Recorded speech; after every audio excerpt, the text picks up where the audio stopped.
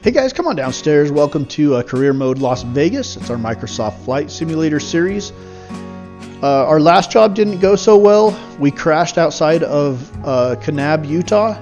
We're going to take a little break from doing jobs here, and we're going to run out to Echo Bay and test fly a Zlin Shock Ultra. So we're starting to build up our bank account a little bit. This plane, 2022 Shock Ultra, would be $82,900. Would also have an option of $20,000 more for floats. So we're going to test fly it. Will our next plane, like we're starting to build up our account where we can start looking into a few options of second planes to buy. There's a few options within our budget at this point. Whether or not we buy them or hold out for a more expensive plane, I'm not sure yet, but it isn't going to hurt to go test fly some options. So is our next plane going to be a bush plane? Where's our next area going to be?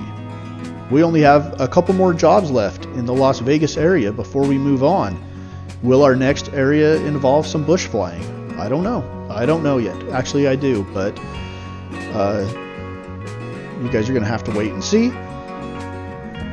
But we are going to test fly this Shock Ultra and then kind of go over some of the pros and cons. And in a little while, we'll maybe test fly some of the other like aircraft that we have available to us, like the X-Cub or Kit Fox, stuff like that. So we're going to be looking at a few bush planes in the next little bit, trying to assess our options. It doesn't mean we're necessarily going to buy a bush plane next, but it is definitely an option. Most of the planes within our budget are bush planes at this point, and we might just hold out for a plane that might make us more money in the long run than a bush plane will, because bush planes are slow and generally only carry one passenger. Not going to make us a lot of money. But we still want to have one. We still want to have at least one in our fleet. Okay, she's fired up.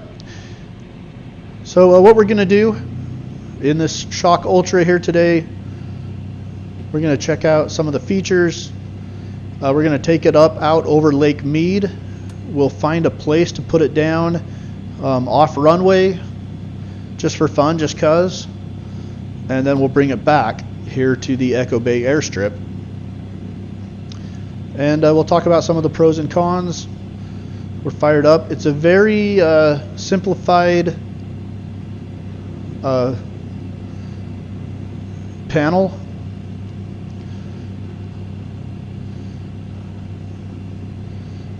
Just a communications radio. Really, no, outside of a compass, there's really no navigational instruments whatsoever. So this is a VFR only aircraft. And even on this screen, there's no GPS or anything like that. Gives us our engine temperature, cylinder temperature, oil temperature, that kind of stuff, and it's got a stopwatch, basically. Button to restart it there.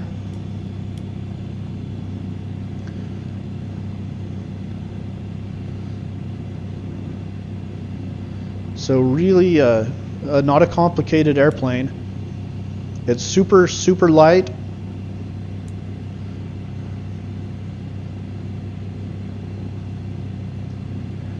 We don't want to change any of those. That setup is good. And this is the main screen here. It shows us our RPMs, our manifold pressure, and a few other things. But mostly this plane is look out the window and fly. Look behind us. One passenger.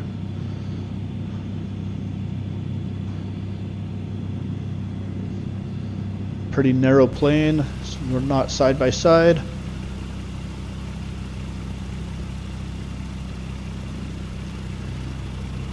Okay. So we're here out of Echo Bay in Overton, Nevada.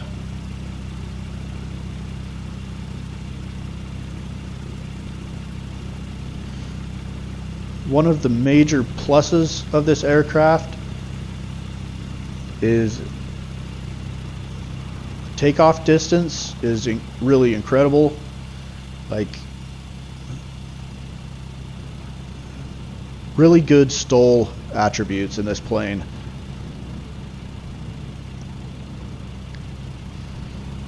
The problem is, I don't know that I'm a good enough pilot to take advantage of those attributes just yet.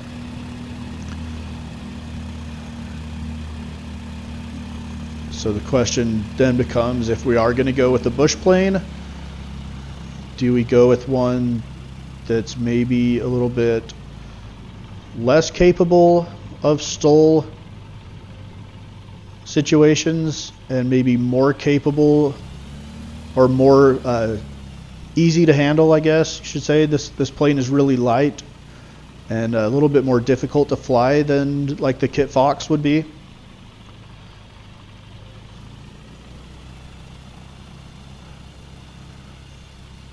The one advantage, well, there's a couple of advantages that this plane would have over the Kit Fox, and one of them would be the takeoff distance and landing distance, or the STOL. If you're not familiar with that, it's short takeoff and landing.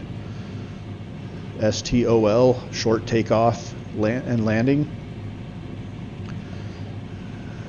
This has great STOL ability, as you'll see on this takeoff.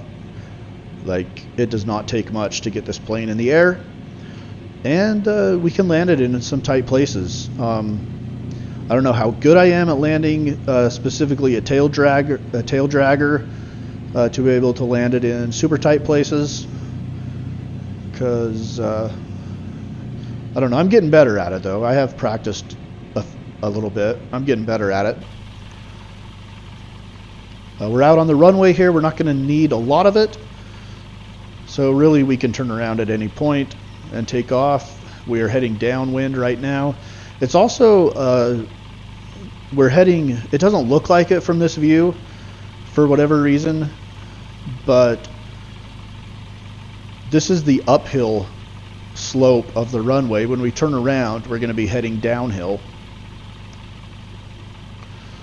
a little bit of a downhill slope on this runway. Shouldn't affect us much on the takeoff, but might be a little bit difficult to land a tail dragger on a downhill slope. I don't know. Seems like it would be. Okay, we're going to turn around and take off from here. Do our test flight out over Lake Mead. We're basically going to fly over to the opposite shoreline. It's a little bit, it's not super flat over there, but we do manage to find a place to try to land it. And then we'll bring it back to this airport, and that'll be our test flight of the Zlin Shock Ultra. So the one advantage it has over the Kit Fox is the STOL capabilities. The second advantage that it would have is, and I'm not talking about like real life advantages, I'm talking about in this series advantages. Let's get this takeoff here. Alright, nose is down, tail is up, and we are in the air.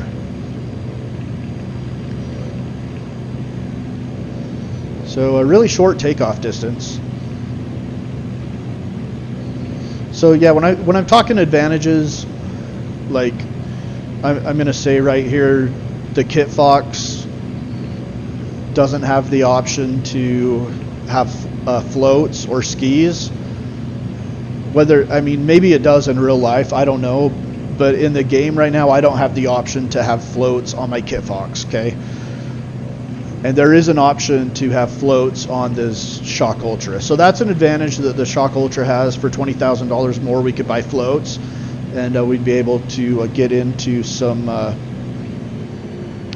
water landings and stuff like that if we wanted to do bush flying, and that's something that we wouldn't be able to do with the Kit Fox. The Kit Fox, we would have to land on solid ground. So those are kind of the two main advantages that the Shock Ultra would have in this series over the Kit Fox. I mean, we will test fly the Kit Fox in our next area,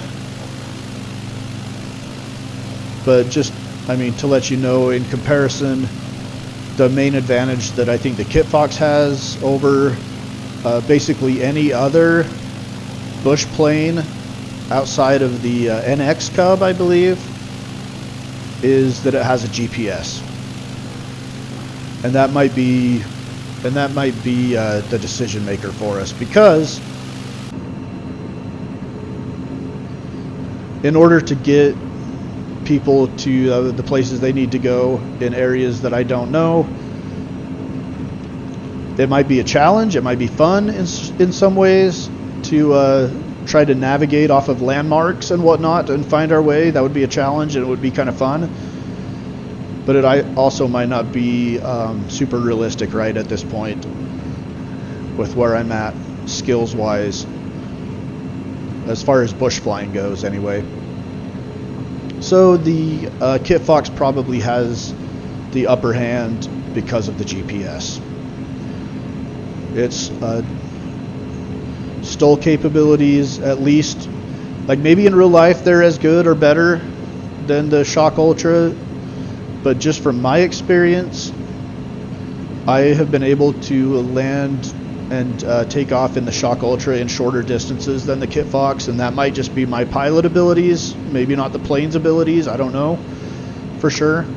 I haven't done either of them extensively, but it takes me a little bit longer to get the Kit Fox to a stop, and a little bit longer to get it off the ground as well. And maybe that's just that the Kit Fox is its flight,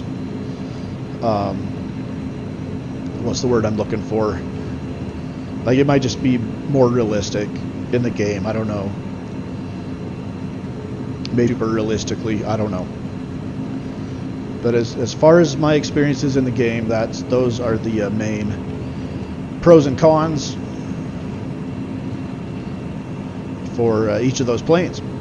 And those aren't the only two bush planes. There's other ones. There's the X Cub, which will fly as well, or will test fly as well. Those are the ones within our price range.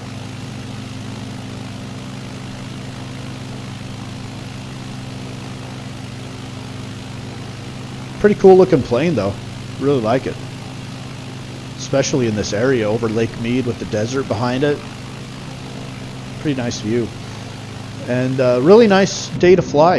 Yesterday was terrible. Yesterday we crashed our Cessna outside of Kanab, Utah, trying to get to Beaver. And then once we couldn't get to Beaver, trying to get back towards St. George and Cedar City, we ended up crashing, costing us $5,000 plus, and the opportunity cost to make any money from that job. So that one hurt. We're taking a break from jobs here today and just test flying this Lynn Shock Ultra. Okay, so we're over here across the lake. Try to find somewhere to put it down. We'll kind of fly up and down the shoreline a little bit. But it's a nice day, not a lot of wind. If it was windy, it would really be throwing this plane around quite a bit, because as light as the Cessna is, this is much lighter even. Our Cessna 152 gets tossed around pretty good at times. But it is a nice day to fly here in Nevada.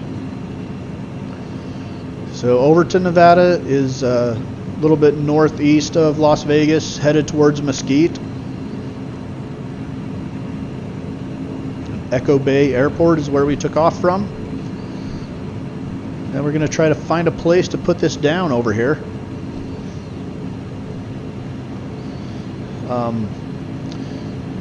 But I'm going to go ahead and shut up for a little while, let you guys enjoy the scenery, and then I'll get back in the cockpit and talk to you as we get closer to the point where we're going to put this down for the first time off of a runway.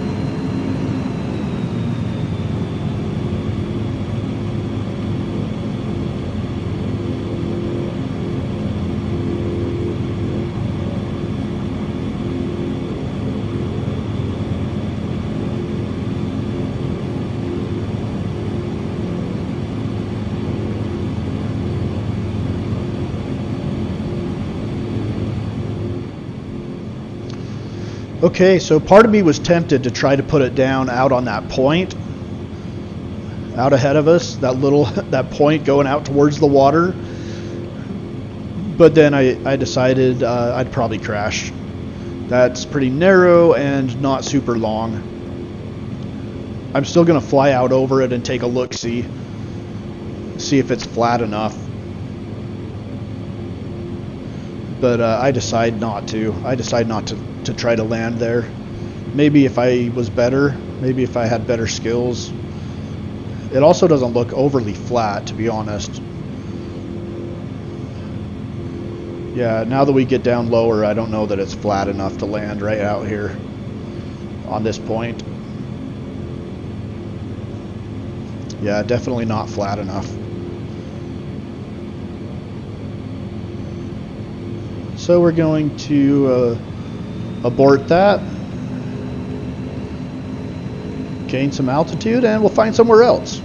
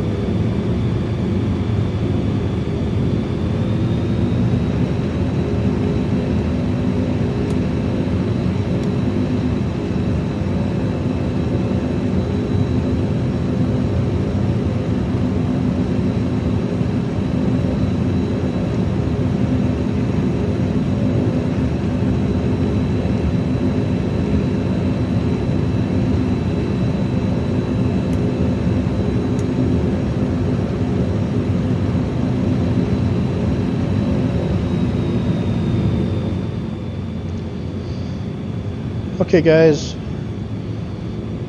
I think we found our landing spot. Out here to the left. It's going to be a little bit of an uphill slope, but I think it'll be flat enough and long enough that we can put this down safely. Straight ahead.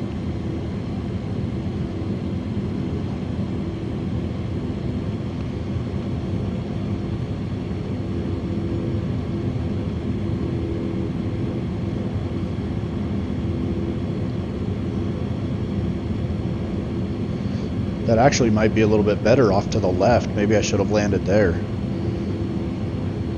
That looks like a little bit wider flat area. But we're going to try to land on this more narrow flat area that's straight ahead of us.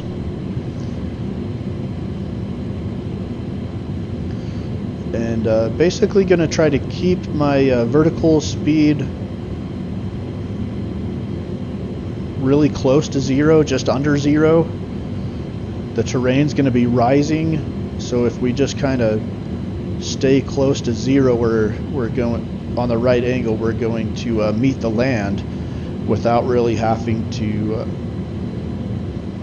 be dropping altitude too much, because the terrain is rising. We'll lower our speed. We're dropping down to about 400 feet per minute. And just as we land, I would like to land at our vertical airspeed pretty much at zero if we can. We'll see how it goes.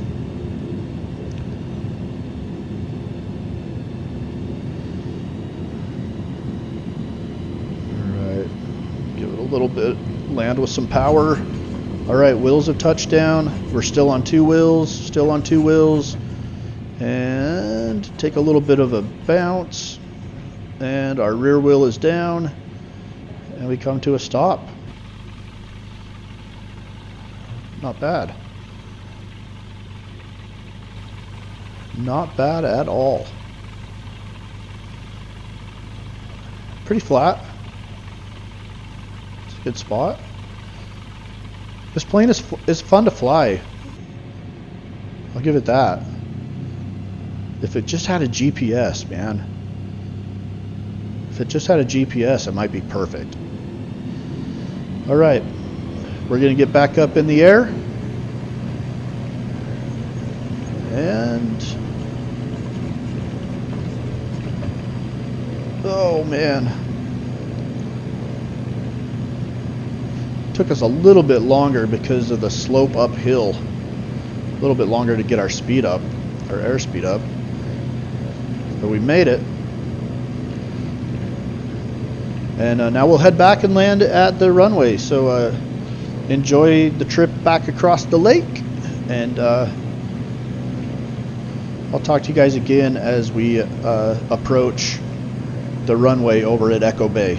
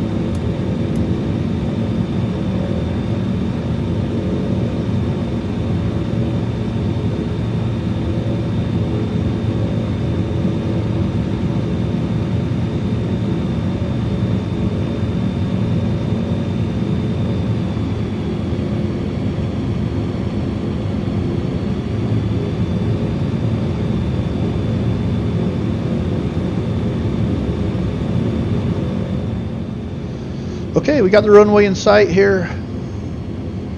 It's a little bit of a downhill slope, so this is going to be interesting. Probably will not be able to stop in as short of a distance as we were able to in our last landing over on the other side of the lake, where we landed on a pretty solid uphill slope. This one's going downhill. I don't want to hit my brakes really at all while we're on two wheels, because going downhill I don't want to put the nose into the ground.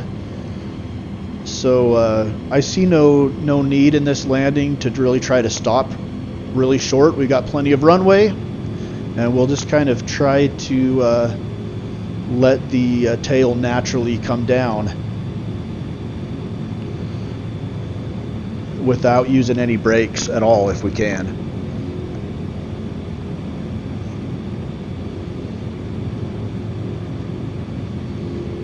So we'll make a two-wheeled landing here, and then just let it roll downhill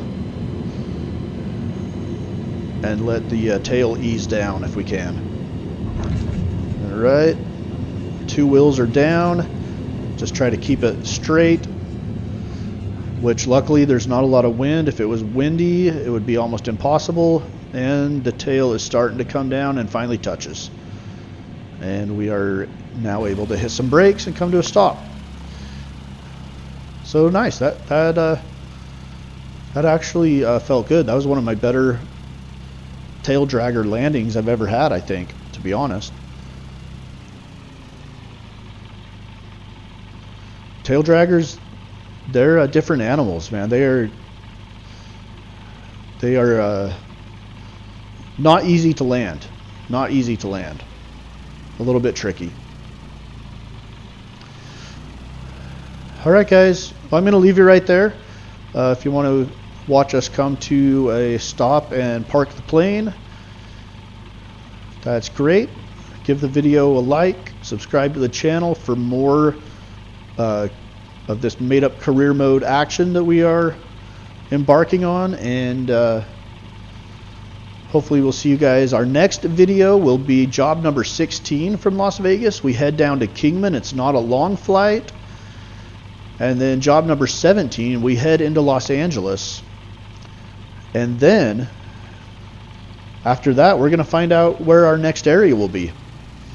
So that's it. We're going to get this Shock Ultra parked back where it was, when we began, and get it shut down.